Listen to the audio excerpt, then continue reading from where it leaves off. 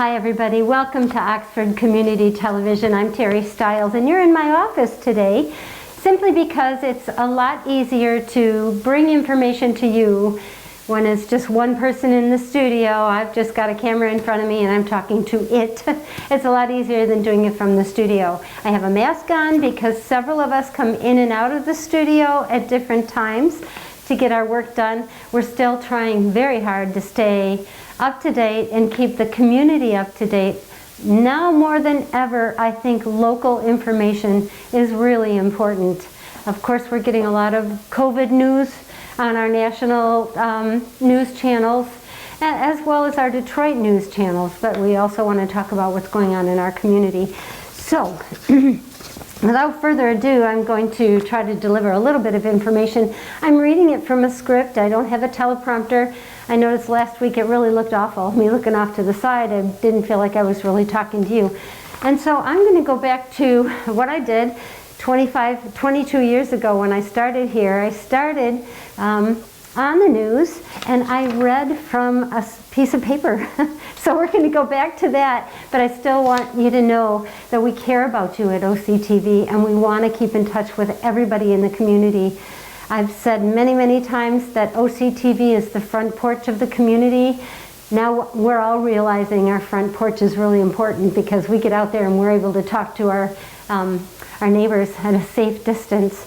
At any rate, an auto insurance, and this is something the Chamber wants you to know, an auto insurance reform presentation will be presented by Curtis Insurance Agency. They planned on doing a live presentation. I think it was April something 14th, 13th. Now they will be doing it on YouTube. It's really important information. I spoke with the people at Curtis Insurance and it's stuff that we didn't intend. We voted for it and now the reform is going to happen and stuff that we're really going to be surprised about. So please watch the Oxford Chamber Facebook or their website for details on when to join the YouTube event. The Oxford Chamber website is oxfordchamber.net. If you're an Oxford Township or Village resident who recently bought or sold property and needs to file their principal residence exemption, it's a PRE affidavit, Oxford Township Treasurer Joe Ferrari is willing to pick it up for you. This document is due on or before June 1st, so give Joe a call at the Township 248. Oh no, excuse me, I think this is his personal number, 248-933-4183. To keep residents safe, there will be no person-to-person contact during these pickups. Residents will be asked to leave their pre-affidavits in a location that's safe and secure, but accessible to Treasurer Ferrari. Thanks, Joe, for doing that. Oxford Township received a COVID-19 public health order compliance toolkit from Oakland County. The township strongly encourages local businesses still open to read the valuable information and comply in order to keep everyone safe.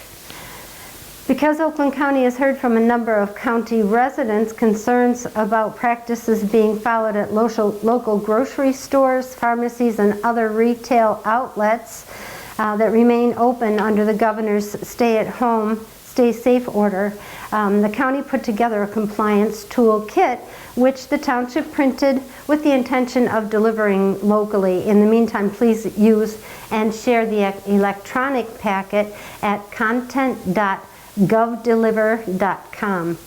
If you need additional assistance, have questions, or would like to report concerns related to non-compliant businesses in your area, please call the Oakland County Help Hotline at 248-858-1000 or email hotline at oakgov.com. That's hotline at oakgov.com. Okay, senior citizens can sign up for meal programming during the COVID outbreak. Michigan recently received additional federal dollars to help provide meals to older adults as the state responds to the COVID-19 pandemic and wants to make seniors aware of food delivery programs. These programs are available to Michigan residents over 60, provide meals through home delivery and pickup services during the pandemic. Seniors who need extra support at this time can now sign up for assistance, including meal delivery, of non-perishable foods, daily wellness checks through the Michigan Department of Health and Human Services coronavirus website. Haven't we heard that word too much? You can go to that website at newmibridges.michigan.gov. That's newmibridges, all one word, .michigan, the whole thing, .gov. Fish is still providing free groceries to those who need them, and there's if they need help getting them, they can get them through with NODA. They've been making deliveries. NODA is North Oakland Transportation Authority, not health. If any senior needs help or shopping, obtaining food or other essentials, they can call Oxford Township at 248-462-9997. They will be connected with Fish, with NODA, with Meals on Wheels, or volunteers from Lake Point Community Church. There will also be free boxes of food provided by Fish on hand at the Township Hall. Nearly 1,000 Oxford Township sewer customers will, instead of a little postcard, they'll be receiving a paper inside of an envelope. Maybe I'll try to put a little picture of that. It's just like a bill from the Township of Oxford. I think we used to get those a long time ago. Due to the pandemic, April bills had to be printed in-house.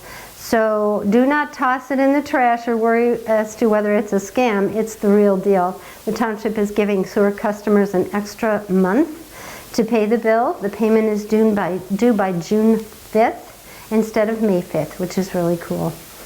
North Oakland Transportation Authority, again NODA, Director Lynn Gustafson announced this week that the April 2020 meeting for NODA has been canceled, and we're not surprised about that. Lansing, Michigan. Oh, sorry about that. Had a couple phone calls I had to answer, so I'm back. Lansing, Michigan, the Governor Whitmer signed an Executive Order 2020-42 extending her stay-at-home, stay-safe order through the end of April. I think we all kind of anticipated that. And please stay at home and stay safe. Executive Order 2020-42 prohibits all businesses and operations from requiring workers to leave their home unless those workers are necessary to sustain, protect life, or conduct minimum basic operations. Workers who are necessary to sustain or protect life include those in healthcare, public health, law enforcement, and public safety, grocery workers, truck drivers, media, and more. Under the new order, all public and private gatherings among persons outside a single household remain temporarily prohibited. Though Michiganders may leave the house to get groceries or needed supplies, the new order encourages people to limit the number of household members running errands to the maximum extent possible. As before, people may engage in outdoor activities like walking, hiking, running, kayaking, cycling, canoeing, or any other recreational activity consistent with remaining at least 6 feet from people from outside a person's household and with other restrictions imposed by prior executive orders. The order clarifies, however, that travel for vacations or any other purpose is prohibited.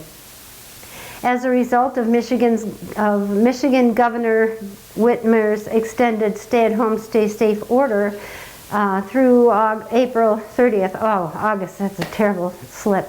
The Oxford Township offices will remain closed until the order expires, and I imagine the same goes for the village office, but you always want to call first if you're going to try to get into them. Have you completed and submitted your 2020 census yet? If the answer is no, please do so by visiting my2020census.gov.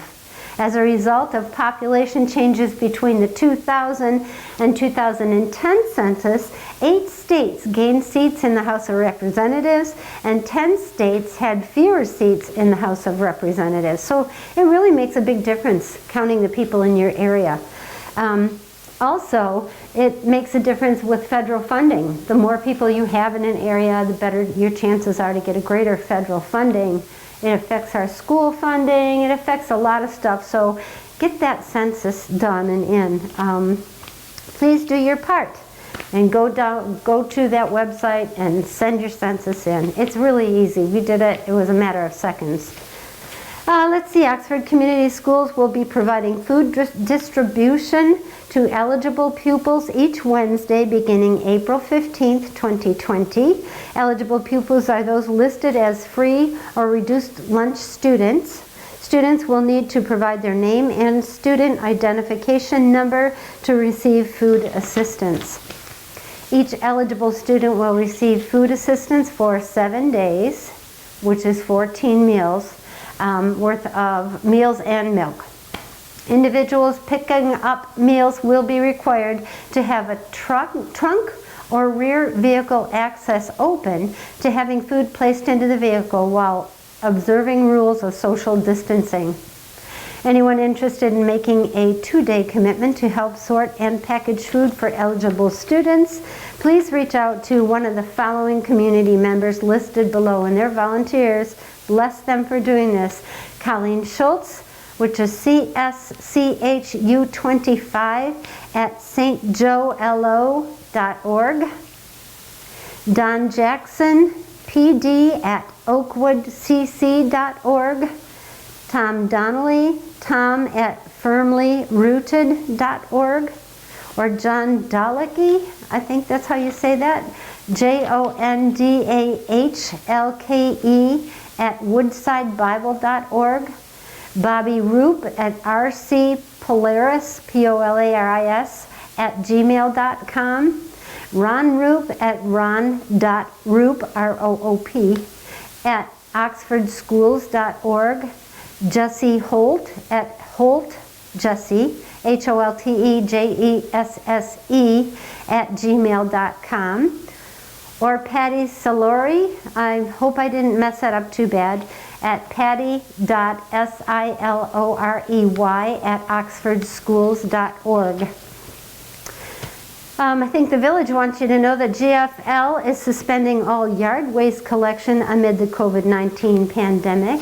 And speaking of housekeeping, there's a lot of things that go around on Facebook, but one of them that really disturbed me was people are tossing out their rubber gloves, you know, when they're done at the grocery store. I've gone to the grocery store once in the last 2 weeks, and while I was walking through that parking lot, I counted 4 rubber gloves. So 2 people tore their gloves off and just threw them in the parking lot. Who do you think has to pick those up?